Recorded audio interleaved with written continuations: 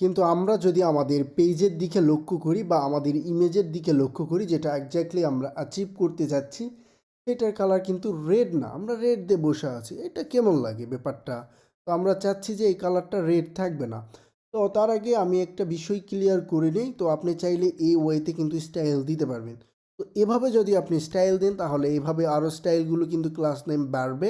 সেক্ষেত্রে আপনার ফাইলটা দেখতে কিন্তু সুন্দর লাগবে না, স্মার্ট লাগবে না।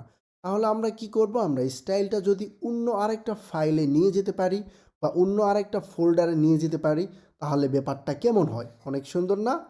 অফকোর্স অনেক সুন্দর। আমরা চাচ্ছি সেম স্টাইলটা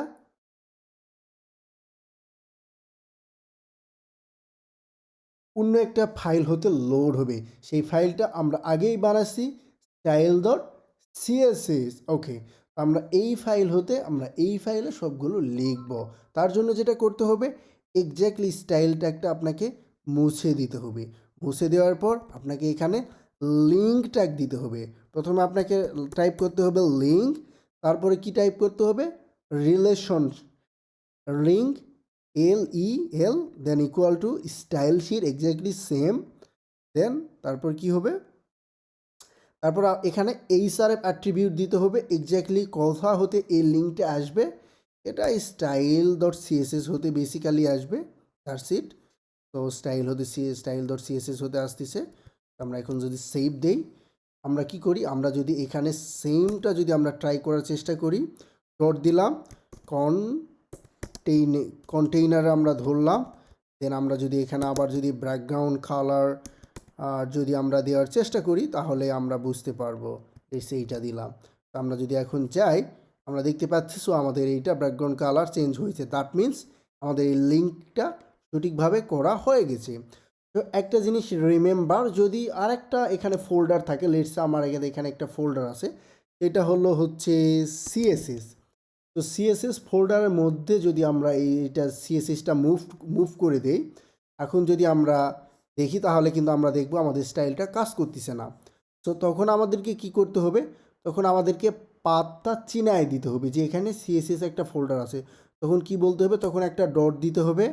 দেওয়ার পর এখানে আরেকটা কি দিতে হবে, হ্যাশ দিয়ে বলতে হবে এই তুমি যাও সিএসএস ফোল্ডারে, যাওয়ার পরে স্টাইল ডট সিএসএসে যাও। এইভাবে যে তুমি প্রথমে যাবে কোথায়, সিএসএস ফোল্ডারে যাবা, তারপর স্টাইলদের সিএসএস নামে যে ফাইল আছে এটারে লোড করাবা। এখন যদি সেভ দেই, এক্স্যাক্টলি দেখেন এখন কাজ করতেছে।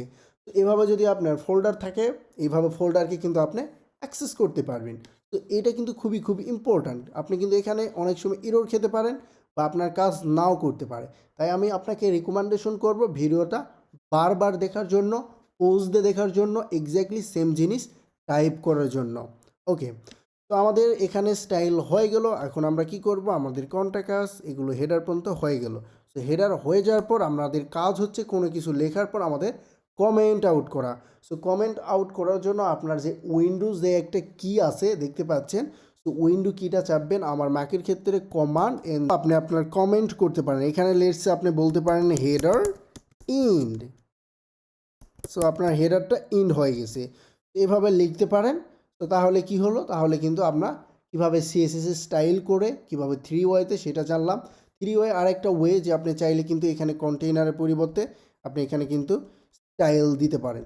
তো এই যে ডিপ লিনেন, সো এখানে স্টাইল ট্যাগ দিলেন, দেওয়ার পর আপনি এখানে কি দিতে পারেন, ব্যাকগ্রাউন্ড কালার। তো ব্যাকগ্রাউন্ড কালার এখানে আপনি রেড দিয়ে দিতে পারেন। সো এইভাবে রেড দিয়ে দিতে পারেন। এখন দুইটা ব্যাকগ্রাউন্ড এখন দেখে নিই যে রেড নিয়ে নিল।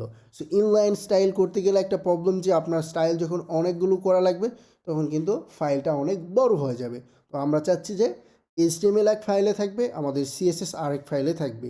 এভাবে আমরা সেপারেট করতে চাচ্ছি। সো CSS এই ফাইলে আছে। সো এভাবে যদি আমরা সেপারেট করি, ব্যাপারটা কিন্তু অনেক ইজি হয়ে যাচ্ছে। সো আশা করি আপনারা বুঝতে পেরেছেন।